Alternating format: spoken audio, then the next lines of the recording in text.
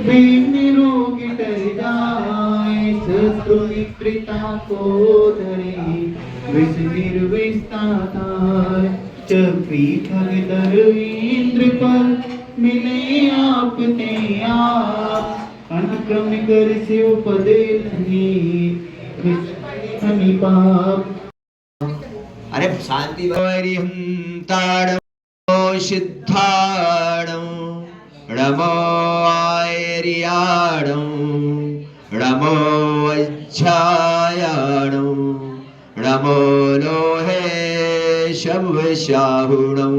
अरे पंच परमेष्ठी भगवान की 1008 श्री आदिनाथ भगवान की 1008 श्री महावीर भगवान की, आचार्य गुरु श्री विराग सागर जी महामुनिराज की, आचार्य गुरु श्री विशुद्ध सागर जी महामुनिराज की, अहिंसा वही जिन धर्म की, भगवान के जन्म तप कल्याण की तुलसी भगवान सागर जी महाराज की जय। भपात्माओं, आज परम ही हर्ष का विषय है। आप सभी गुड़गांव निवासियों को आदिनाथ जिनालय में यहाँ पर जितने भी विराजित भव्यात्माएं हैं, उन भव्यात्माओं का आज बड़ा ही पुण्य का उदय है कि आज भगवान के जन्म कल्याणक में और तप कल्याणक में, कौन कौन सी कल्याणक में? जन्म और तप कल्याणक। जन्म कल्याणक में हम सभी क्या बन के शामिल होंगे? इंद्र बन के। क्या बन के? जन्म कल्याणक कौन बनाते हैं? इंद्री बनाते हैं ना। तो हम सबको इंद्र बन के उनका जन्म कल्याणक कहां पर बनता है? सुमेरु पर्वत पर और उस पांडव शिला पर, जहां तुम क्या मना रहे हो? जन्म। अभी अपने अब से किया था ना, अभी अपन ने सबने अब से किया था, तो हम कौन सा? वही जन्म कल्याणक का अभिषेक कर रहे थे और उनका कल्याणक वो मना रहे थे। और कल्याणक मना के अभी आप विचार कर लेना, थोड़ा चिंतन कर लेना कि अपन थोड़ी देर पीछे बातें हो रही है। रोको इनको जरा बातें करने से। बंधु हो, अपन विचार करें कि जब भगवान का जन्म होता है और जन्म के समय सभी जीवों के लिए सुख की प्राप्ति होती है। यहां तक कि जब जन्म होता है भगवान का, तो नरक में भी एक क्षण के लिए सुख अवजार को। ऐसे जन्म कल्याणक के में हम किसका आनंद ले रहे हैं? उस सुख का। उस सुख के प्राप्त करने के लिए हम जन्म कल्याणक मना रहे हैं।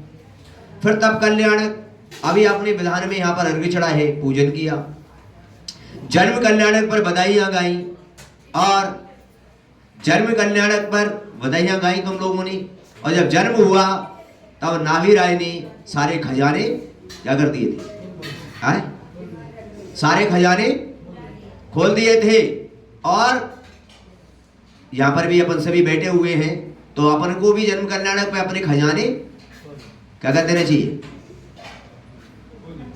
ये तो बोल ही नहीं रहे, बोले खुलवाना दे। क्या बोल रहे हैं कि अरे भाई मेरे, अपने जीवन में ध्यान रखें। और जब भगवान ने उस राज्य कार्य को प्राप्त कर फिर तप को प्राप्त किया, दीक्षा को क्या किया?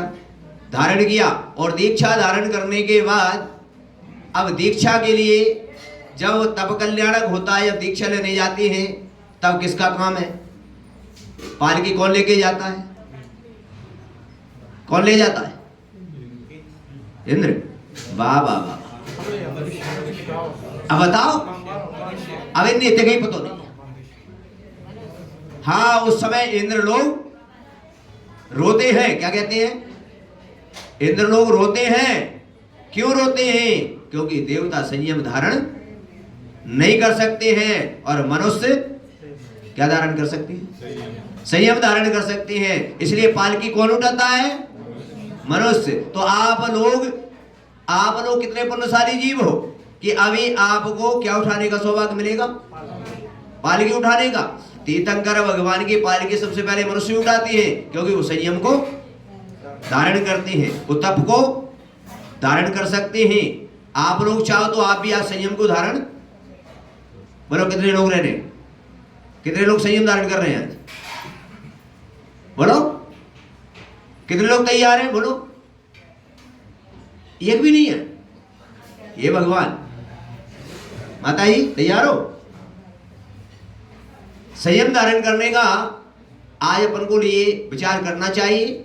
और संयम के लिए जरूरी नहीं कि हम अपने जीवन में वृत्ति बन पाए, महावृत्ति बन पाए, क्या? लेकिन गृहस्थ में रहकर हम संयम का पालन कर सकते हैं।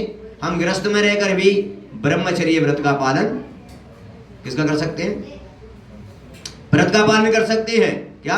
अब ये विचार करो, अब कैसे ब्रह्मचर्य, अब क्या करना है? क्या तुम 60 के हो गए, 70 के हो गए, अब तो क्या कर लो?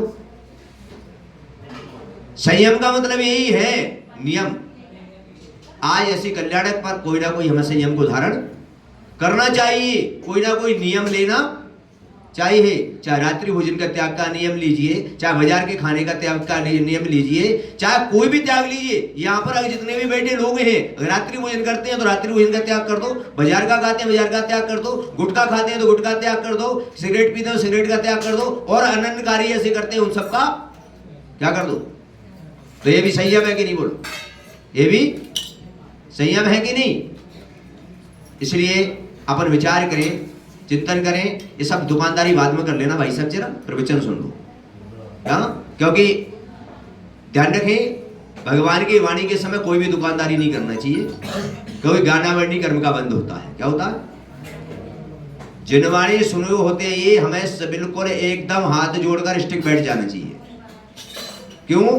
क्योंकि भगवान की दिव्य देशना जब कीर्ति है तो समोषण में कोई भी क्रियाएं नहीं होती है, सभी क्रियाएं क्या हो जाती हैं? बंद हो जाती है। इसलिए कोई भी क्रिया हमको नहीं कर, क्यों? क्योंकि हमारा जो धर्म है जैन धर्म, वो शांति का और सब्र का धर्म है। किसका? काय का है धर्म? शांति और सब्र का धर्म। कार्य तो होंगे अपनी, लेकिन शांति और सब्र से करोगे तो पुण्य का क्या होगा? बंद होगा। और जल्दबाजी में करोगे तो क्रिया तो होगी लेकिन पुण्य का। इसलिए कैसे करें अपन लोग? शांति से, और कुछ नहीं बिगड़ता, 2 मिनट में कुछ बिगड़ने वाला नहीं है। तो अब तब कल्याणक, तो तब कल्याणक बनाने के लिए हमें तब भी करना चाहिए। अपन ने अर्घ भी चढ़ाए, अभी क्या चढ़ाए? चढ़ाए ना, तब के अर्घ चढ़ाए। और अपन ने 16 कारण के अर्घ चढ़ाए। किसके? ऋतियों के अर्घ चढ़ाए। और 16 कारण पर्व चल रहा है। कितना अपना सौभाग्य है, कितना अपना सौभाग्य है कि हमने क्या चढ़ाए? 16 कारण के अर्घ भी चढ़ाए। कितने पुण्य का आज हमने क्या किया? संचय किया है। और मैं तो कहता हूं कि ऐसे पुण्य का संचय करें कि हमारा भी तीर्थंकर प्रकृति का क्या हो जाए? भगवान के समोषण में कितने भी भव्य जीव तीर्थंकर प्रकृति का बंद कर सकते हैं। जरूर नहीं कि एक ही करें, कितने भी लोग कर सकते हैं वहां पर। ऐसा नहीं है कि तुम सोचोगे एक ही व्यक्ति तीर्थंकर प्रकृति का बंद करे, कितने भी लोग कर सकते हैं। जिनके 16 कारण भावना बहाने पर विशुद्धि बढ़ जाए, उन सभी जीवों का तीर्थंकर प्रकृति का ये मत समझना तुम के उसमें एक ही व्यक्ति एक ही जीव का हो, एक का नहीं, हजारों लोगों का भी हो सकता है। इसलिए आप चिंता ना करें, तुम भी विशुद्ध परिणामों से आज कल्याणकों को मनाओगे, क्या 16 कारण भावना भाओगे तो अपने भी तीर्थंकर प्रकृति का बंद हो सकता है, कोई बड़ी बात नहीं है। ऐसे तीर्थंकर प्रकृति का बंद करने के लिए आज साधना जिनाने में हमने एक कल्याणक मनाए, और कल्याणक मनाकर हमने इसमें पुण्य का अर्जन किया है।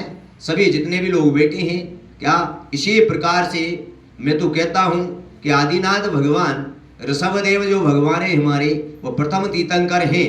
और प्रथम तीर्थंकर ने अभी आपने पढ़ा जयमाल में, क्या प्रथम तीर्थंकर ऋषभदेव ने आपको एक कर्म भूमि, कौन सी भूमि? ये सब तुम्हारे लिए जो तुम कर रहे हो, ये उपदेश किसने दिया?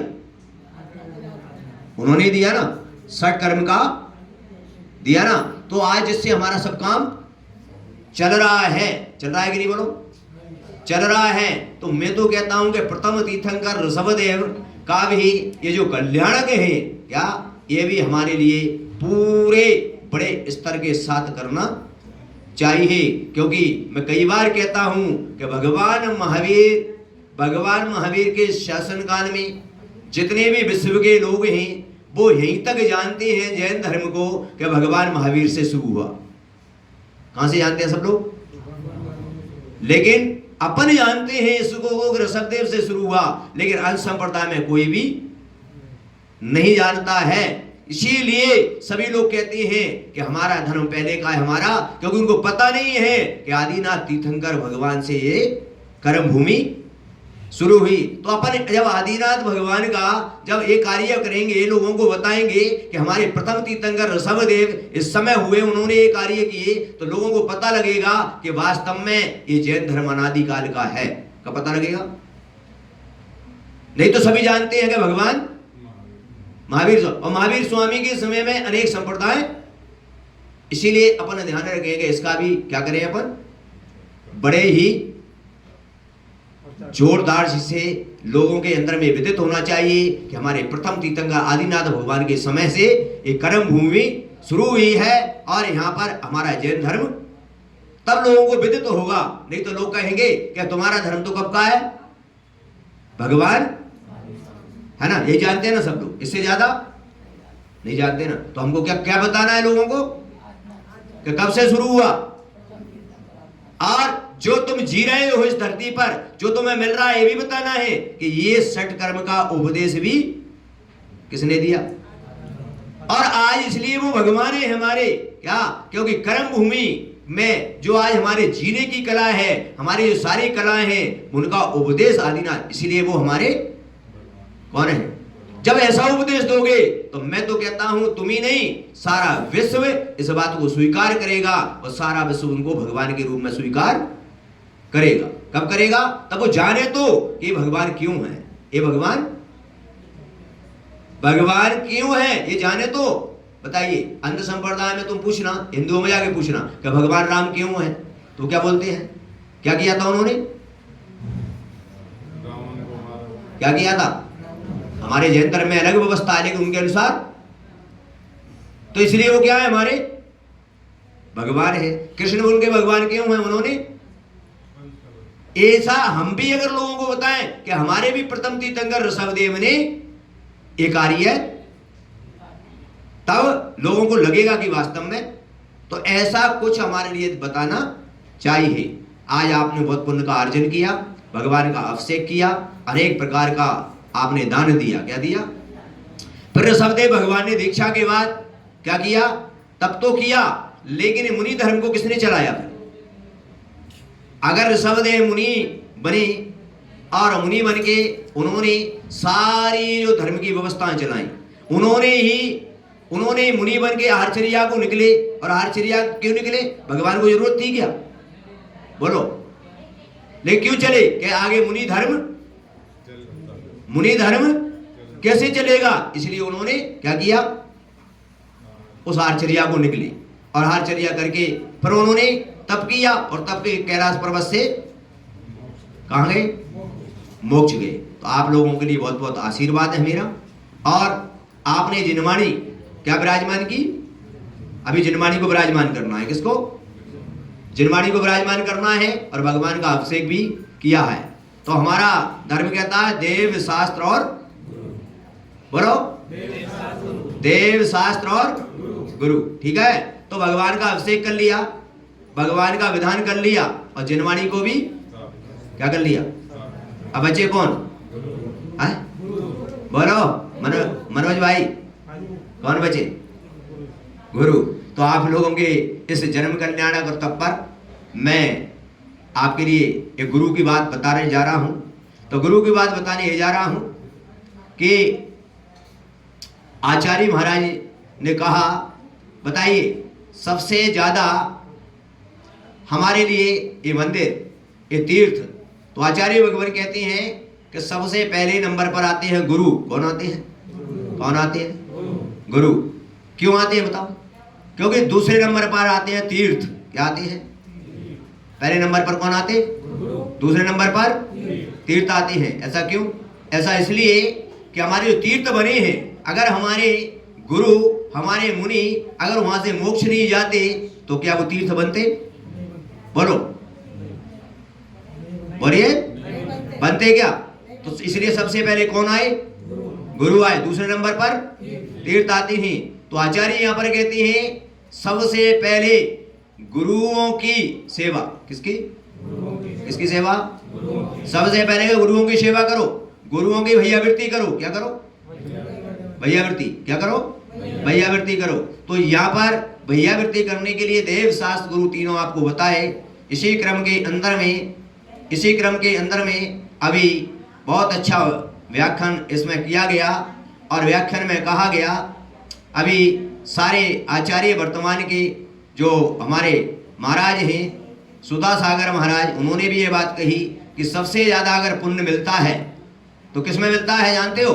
कि अगर नगर में चौका लगाओ, क्या लगाओ? नगर में चौका लगाओ तो सामान्य पुण्य मिलेगा। क्या मिलेगा?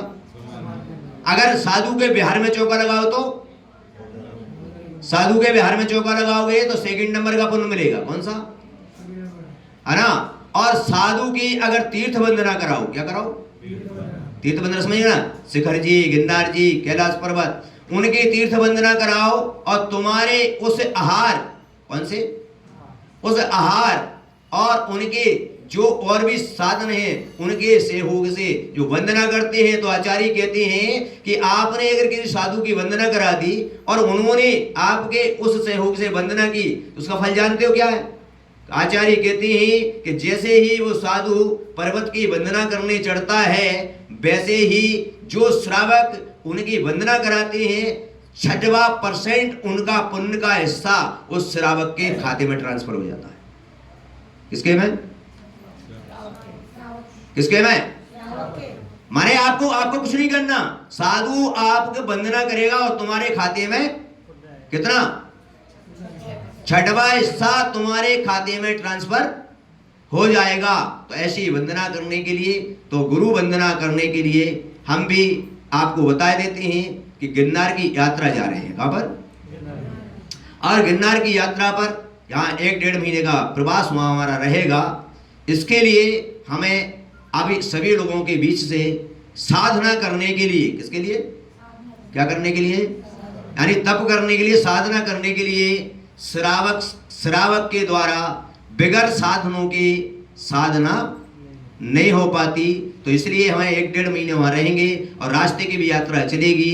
उसके लिए आप लोग सभी से कहा जा रहा है कि विधान और आहारचर्या वहां पर जो रहेगी, उसके लिए सभी लोग जो बैठे हैं, क्या आप लोग एक दिन का भी अगर श्रम करें, 3100 रुपये एक दिन का अगर आप उसमें दान सहयोग करें या जो भी तुमसे बने, तो उसका नाम आप यहाँ पर लिख दें।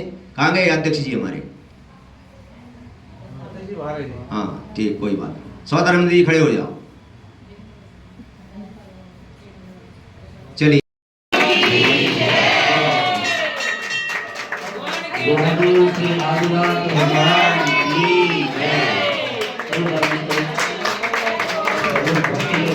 जय